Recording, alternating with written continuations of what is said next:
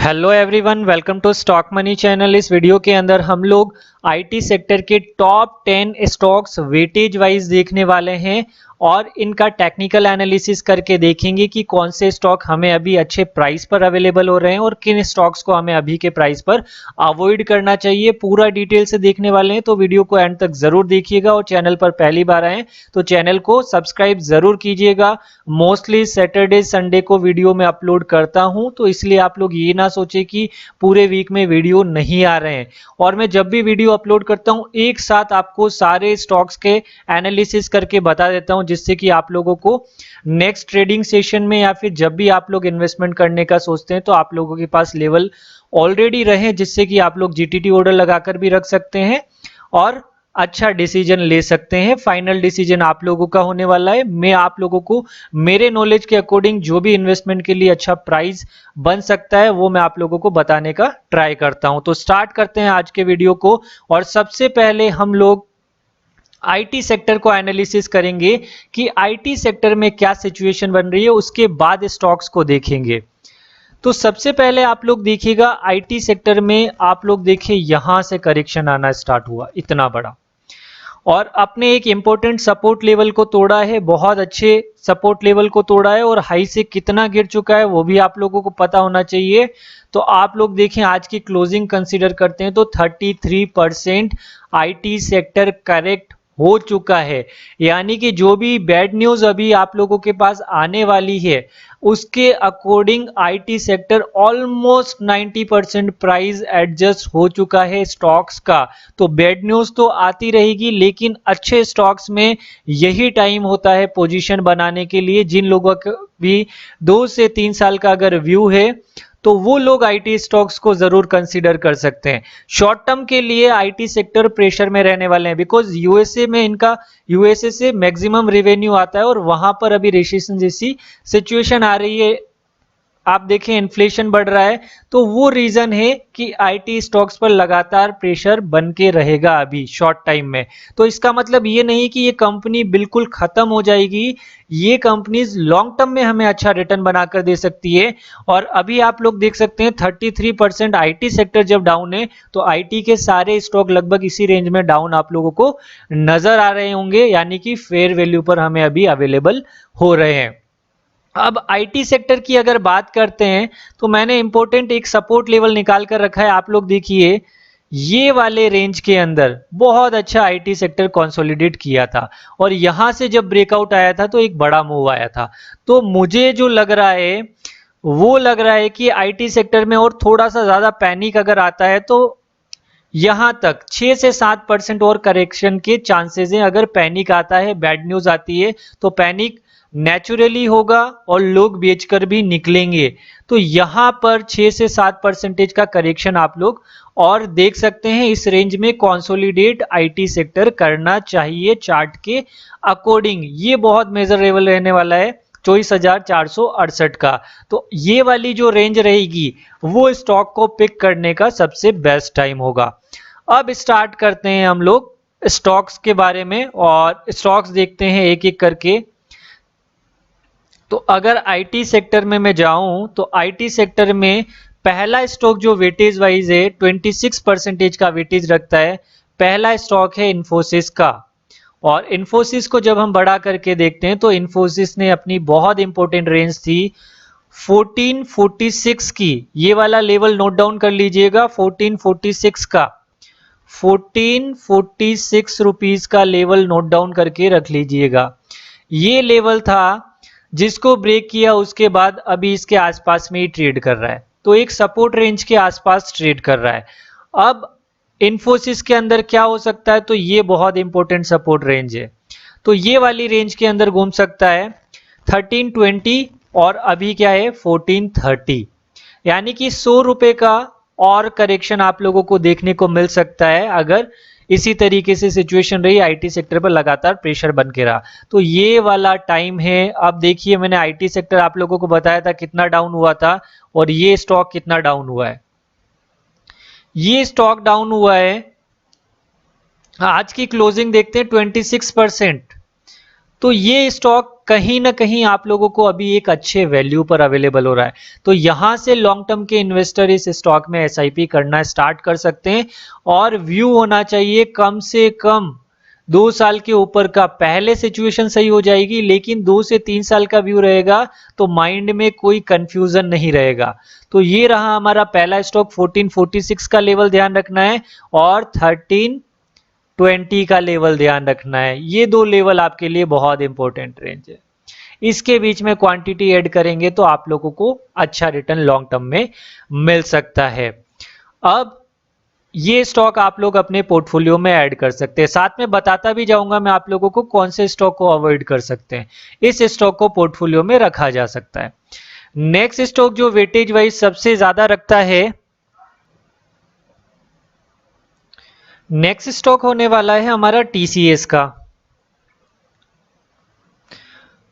और जब हम टीसीएस को देखते हैं, टीसीएस में मैंने आप लोगों को ऑलरेडी पिछले वीडियोस में भी बता रखा है 3050 का बहुत इंपॉर्टेंट लेवल था और उसके बाद 2900 रुपीज का बहुत इंपॉर्टेंट लेवल है। इन दो प्राइस पर आप लोगों को बाय करना है अगर लॉन्ग टर्म के लिए इन्वेस्टमेंट करना चाहते हैं, और उसके बाद इस स्टॉक को छोड़ देना है।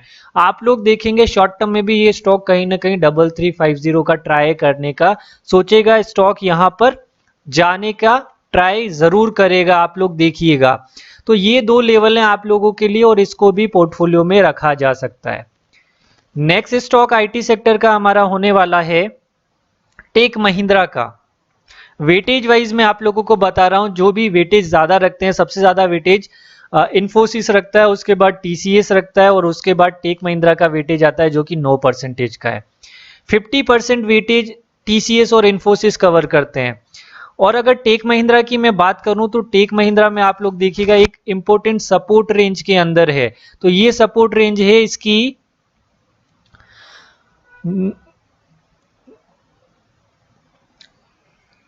840 का बहुत इंपॉर्टेंट लेवल है और अभी भी इंपॉर्टेंट एक सपोर्ट पर ही ट्रेड कर रहा है। तो ये लेवल बहुत अच्छा रहने वाला है और अभी ट्रेड कहां कर रहा है, तो आप लोग कंसीडर कर सकते हैं। अगर जिनको थोड़ा रिस्क उठाना है वही लोग इस स्टॉक को बाय करें। 1000 से 840 के अंदर अंदर एक अच्छी रेंज है और स्टॉक अगर 950 के नीचे आता है, ये वाले लेवल नोट डाउन कर लीजिएगा आप, 950 और 840, ये बहुत अच्छे लेवल है टेक महिंद्रा के इन्वेस्टमेंट करने के लिए। इन लेवल्स पर आए तभी आप लोग बाई कीजिएगा, अदरवाइज इस स्टॉक को छोड़ दीजिएगा। पोर्टफोलियो में रख सकते हैं लेकिन रिस्की इन्वेस्टर ही रखें, इसको कंजर्वेटिव इन्वेस्टर बिल्कुल भी नहीं रखें। नेक्स्ट स्टॉक होने वाला है एचसीएल टेक्नोलॉजी का। और एचसीएल टेक्नोलॉजी की जब हम बात करते हैं, इस चार्ट को मैं थोड़ा सा बड़ा करूंगा और आप लोगों को बताऊंगा। एचसीएल टेक्नोलॉजीज ने अपना बहुत इंपॉर्टेंट एक सपोर्ट रेंज था 883 का, जिसको आज ब्रेक कर दिया है, यानी कि फ्राइडे के सेशन में ब्रेक कर दिया है। तो इसका अगर लो ब्रेक होता है तो एचसीएल टेक्नोलॉजीज का स्टॉक और भी नीचे जा सकता है या फिर यहां से बाउंस बैक करने की जरूर कोशिश करेगा। बाउंस बैक कर गया तो बहुत अच्छी बात है, अदरवाइज ये स्टॉक अगर यहां से भी नीचे जाता है तो आपको 810 का लेवल कहीं ना कहीं नजर आ सकता है। ये वाला कर्सर पर नजर डालिएगा 805 810 का। तो इसके दो ही लेवल है, एक तो जो प्रेजेंट प्राइस चल रहा है 880 का और दूसरा लेवल है 810 का। तो मैं इसको 800 रुपए कंसीडर कर लेता हूं। ये दो लेवल नोट डाउन करके रख लीजिएगा। इसको पोर्टफोलियो में यस रखा जा सकता है, कोई दिक्कत वाली बात नहीं है। प्रेफरेंस भी मैं आप लोगों को बता दूंगा किन किन स्टॉक्स पर प्रेफरेंस आप लोगों को रखनी चाहिए वीडियो के लास्ट में। नेक्स्ट स्टॉक हमारा होने वाला है विप्रो का।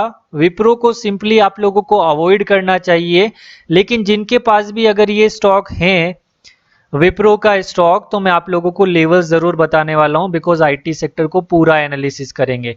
तो विप्रो की बहुत इंपॉर्टेंट सपोर्ट रेंज थी 460 की, जो कि तोड़ चुका है और अभी आप लोग देखेंगे ये वाली रेंज है इसकी। और जिसको आज ब्रेक करने का ट्राई किया, अगर इसके नीचे ही ट्रेड करता है कुछ दिन तक तो विप्रो आपको 330 के आसपास अवेलेबल हो सकता है। अब मैक्सिमम स्टॉक जैसे आईटी सेक्टर में आप लोगों को दिखाया था कंसोलिडेशन हुए थे, वहां पर ही उसी रेंज में आ चुके हैं। तो इसलिए आईटी सेक्टर के स्टॉक या तो अब कम गिरेंगे या फिर कंसोलिडेशन ज्यादा टाइम तक हो सकता है। विप्रो को पोर्टफोलियो में वही लोग रखे जिनके पास बहुत ज्यादा पेशेंस है, अदरवाइज धीरे चलता है। तो यहां से आप लोग अगर विप्रो को अवॉइड करें तो ज्यादा बेटर आप लोगों के लिए रहने वाला है। नेक्स्ट स्टॉक रहने वाला है एम्फेसिस का, और एम्फेसिस स्टॉक बहुत अच्छा लगता है, लेकिन एम्फेसिस की अगर बात करें जिस तरीके का ट्रेंड चल रहा है, देखिए इंपॉर्टेंट अगर सपोर्ट की बात करते हैं ना, अच्छे अगर ये जो रेजिस्टेंस बना था पहला वो 1805 का आ रहा है, तो बीच में कोई ज्यादा बड़ा सपोर्ट नहीं है। तो इस स्टॉक को आप लोगों को अभी अवॉइड करना चाहिए करंट सिचुएशन के अकॉर्डिंग, बिकॉज स्टॉक अच्छा है, कंपनी अच्छी है, लेकिन सपोर्ट यहां पर दिखाएगा नहीं। अगर पैनिक अगर आ गया तो ये स्टॉक बहुत जल्दी ज्यादा करेक्ट हो सकता है। जब हमें यहां से ऑलरेडी दिख रहा है तो हम ऐसा रिस्क बिल्कुल भी नहीं लेंगे, बिकॉज एम्फेसिस में करेक्शन और भी हो सकता है अगर आईटी सेक्टर में पैनिक होता है तो। इसलिए आप लोग क्या कर सकते हैं, इस स्टॉक को अभी अवॉइड कर सकते हैं। नेक्स्ट स्टॉक होने वाला है माइंडट्री का। माइंडट्री को देख लीजिए आप। अब माइंडट्री की बात करें तो कुछ दिनों से ये सपोर्ट रेंज बनाने का कोशिश कर रहा है, आप लोग देखें यहां पर। तो माइंडट्री में अगर देखेंगे, माइंडट्री में फिर एक अच्छा सपोर्ट यहां पर आ रहा है 2368 के आसपास में, यानी कि 2370 के आसपास में। तो यही दो इंपॉर्टेंट लेवल रहने वाले हैं माइंडट्री के।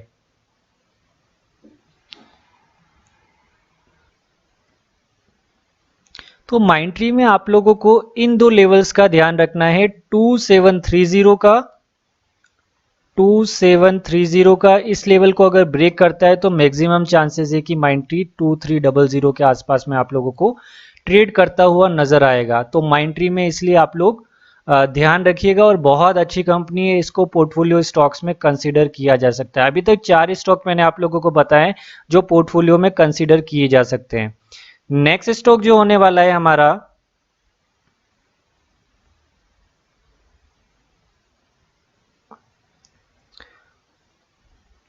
वो स्टॉक्स हम डिस्कस करेंगे कोफोर्ज को।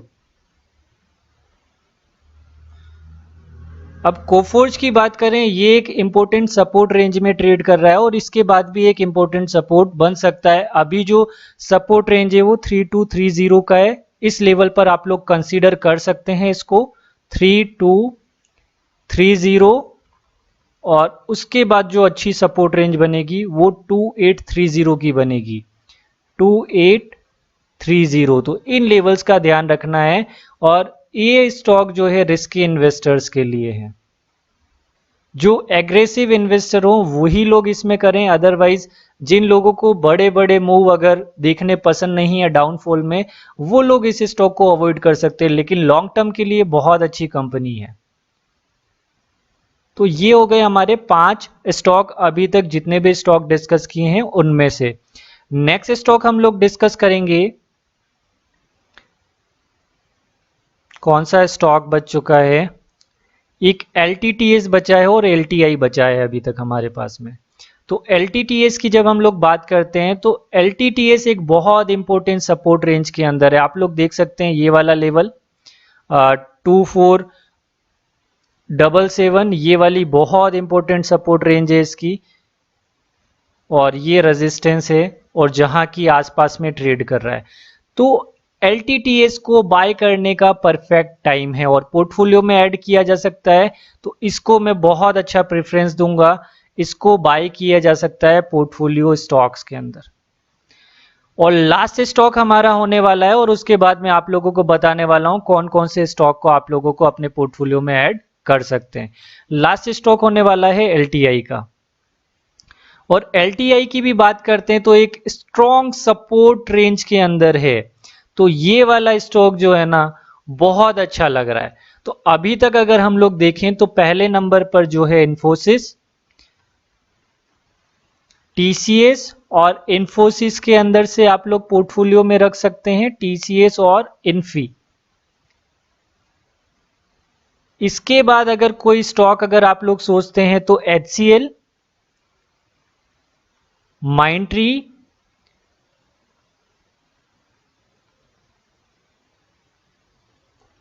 माइंडट्री, उसके बाद अभी ये वाला बहुत अच्छा स्टॉक लग रहा है LTI, जो कि अपने स्ट्रॉन्ग सपोर्ट जोन के आसपास हैं। तो ये वाले स्टॉक आप लोग अपने पोर्टफोलियो में कंसीडर कर सकते हैं। और इससे पहले मैंने आप लोगों को LTTS और बताया, ये रिस्की इन्वेस्टर्स के लिए ये वाले स्टॉक LTTS और कोफोर्ज। तो इस तरीके से आप लोगों को प्रेफरेंस देनी है। तो कितने स्टॉक हुए? 1 2 3 4 5 6 7। तो 3 स्टॉक अभी भी ऐसे हैं जो बहुत ज़्यादा करेक्ट हो सकते हैं, तो इसलिए आप लोगों को इनका ध्यान रखना है। और आईटी सेक्टर के स्टॉक्स को अभी पोर्टफोलियो में ऐड कर सकते हैं, तो 2 साल से ऊपर का व्यू रखिएगा। ये मैं इन्वेस्टर्स की बात बता रहा हूँ। ट्रेडिंग के लिए तो हमें अपॉर्चुनिटी बीच बीच में मिलती रहेगी शॉर्ट सेलिंग के लिए, जिसका फायदा उठाने वाले हैं। टेलीग्राम चैनल ज्वाइन कर लीजिएगा, मैं आप लोगों को वहां पर अपडेट देता रहता हूं जब भी कोई स्टॉक पोजीशन पर आता है। जैसे TCS अभी आया था 3030 पर, तो मैंने आप लोगों को अपडेट किया था, तो ज्वाइन कर सकते हैं, डिस्क्रिप्शन में लिंक दिया हुआ है। तो आई होप आप लोगों को ये वीडियो बहुत अच्छा लगा होगा। Thank you for watching this video.